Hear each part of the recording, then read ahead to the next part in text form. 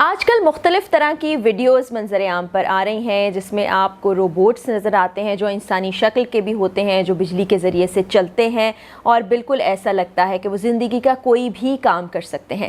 لیکن شاید آپ نے ایسے انسانوں کے بارے میں نہیں سنا جو کہ سورج کی توانائی سے چلتے ہیں اور جیسے ہی سورج ڈھلتا ہے وہ بالکل ایک بے جان جسم میں تبدیل ہو جاتے ہیں۔ یہ بالکل اصل کہانی ہے اور آپ یہ جان کر بھی حیران ہو جائیں گے کہ جن بچوں کی کہانی آپ کو سنانے جا رہی ہوں وہ کہیں اور سے نہیں بلکہ پاکستان کے علاقے صوبے بلوچستان سے تعلق رکھتے ہیں۔ وہاں پر ایک گاؤں ہے جس کا نام ہے میاں کنڈی۔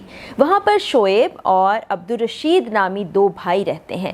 ان کے ساتھ ہوا کیا جس کے بعد وہ پوری دنیا میں جانا جانے لگے، یہ آج کی کہانی آپ کو سنانے جا رہی ہوں۔ عبدالرشید اور شعیب نارمل انداز میں بچوں کے ساتھ فٹ بال کھیل رہے تھے۔ میدان وہاں پر بڑے بڑے ہوتے ہیں، گھر کے پاس وہ کھیل رہے تھے۔ جیسے ہی دونوں بھائیوں کی نظر سورج پر پڑتی ہے، سورج غروب ہونا شروع ہو چکا ہوتا ہے۔ دونوں بھائی بڑی تیزی سے دوڑ لگا دیتے ہیں اپنے گھر کی جانب۔ دوڑتے دوڑتے گھر کے قریب پہنچتے ہیں۔ ایک بھائی گھر کے اندر داخل نہیں ہو پاتا۔ سورج جیسے ہی غروب ہوتا ہے اس کے ہاتھ پاؤں کام کرنا چھوڑ دیتے ہیں، اس کا جبڑا لاک ہو جاتا ہے، وہ ایک دم سے بے جان جسم کی طرح زمین پر گر جاتا ہے۔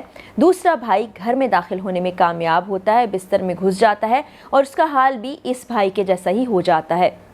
جسم بالکل مفلوج ہو جاتا ہے، ہاتھ پاؤں بالکل کام نہیں کرتے، آنکھیں بند ہو جاتی ہیں، چہرہ جبڑا لاک ہو چکا ہوتا ہے اور باپ باہر آتا ہے۔ وہ بچہ جو باہر گرا ہوتا ہے اس کو گود میں اٹھاتا ہے، بستر پر لٹاتا ہے اور اس کے بعد خود بھی بستر پر لیٹ کر سو جاتا ہے۔ یہ اس گھر کا روزانہ کا معمول تھا۔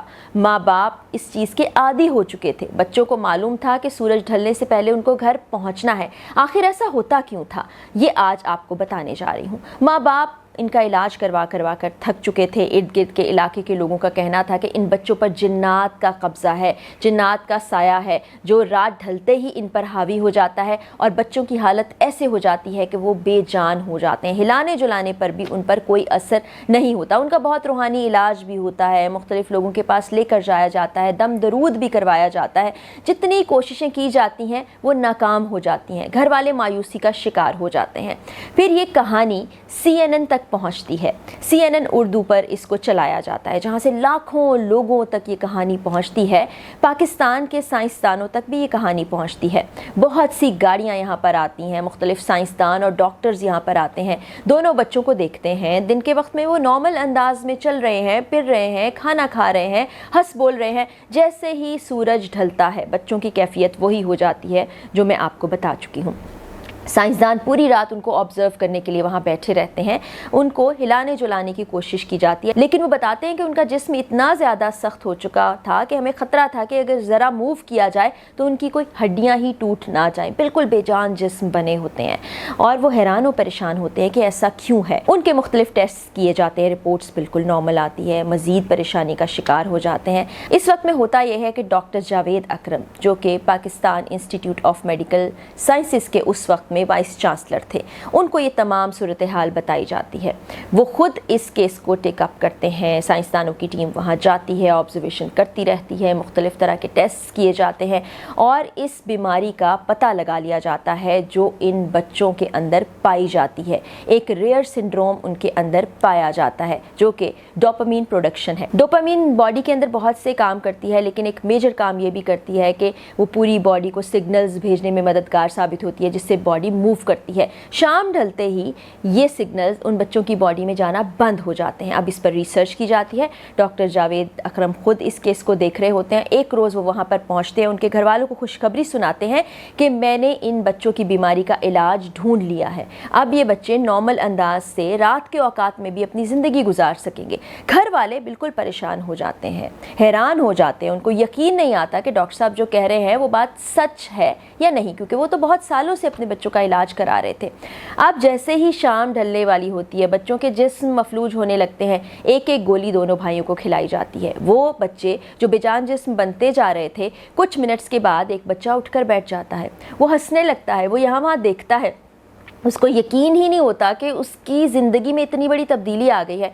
कुछ मिनट्स के बाद दूसरे भाई की भी यही कैफियत होती है। वो बिल्कुल नॉर्मल अंदाज में उठते हैं, बातचीत करने लगते हैं, रात का खाना खाते हैं। उनके माँ बाप में खुशी की लहर दौड़ जाती है कि आखिर ये क्या मौजज़ा हो गया है।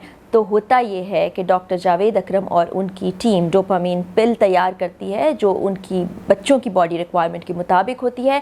वो पिल उनको दी जाती है और इस तरह ये कामयाब तजुर्बा कर लिया जाता है और अब ये बच्चे बिल्कुल नॉर्मल बच्चों के अंदाज में अपने दिन के औकात और रात के औकात भी गुजारते हैं। अब यहाँ पर आप तमाम देखने वालों के लिए एक पैगाम ये भी है कि बाज़ औक़ात कोई ऐसी बीमारी जो हमें नज़र आ रही होती है अपने बच्चों में, फैमिली में, हम उस जानिब ध्यान नहीं देते। हम कहते हैं कि इसका रूहानी इलाज करा लिया जाए, ये शायद दम दरूद से ठीक हो जाए। ठीक है, ये भी एक तरीका इलाज है, लेकिन साथ साथ कुछ चीज़ें ऐसी होती हैं जिनके लिए मेडिकल का इलाज होना बहुत ज़्यादा ज़रूरी होता है, डॉक्टर के पास जाना बहुत ज़्यादा ज़रूरी होता है। उसमें बहुत सी ऐसी कंडीशंस होती हैं जो कि ज़हनी बीमारियों से मुतल्लिक होते हैं। शिज़ोफ्रेनिया का हम अक्सर ज़िक्र करते हैं। कुछ लोग बाइपोलर होते हैं, कुछ लोग डुअल पर्सनालिटी के मालिक होते हैं और कुछ कैफियत तो ऐसी होती है कि उसमें वो ऐसी ज़बान तक बोलने लग जाते हैं जो कभी उन्होंने ज़िंदगी में सुन नहीं रखी और हम समझते हैं कि उन पर जिन्नात का कब्ज़ा हो चुका है।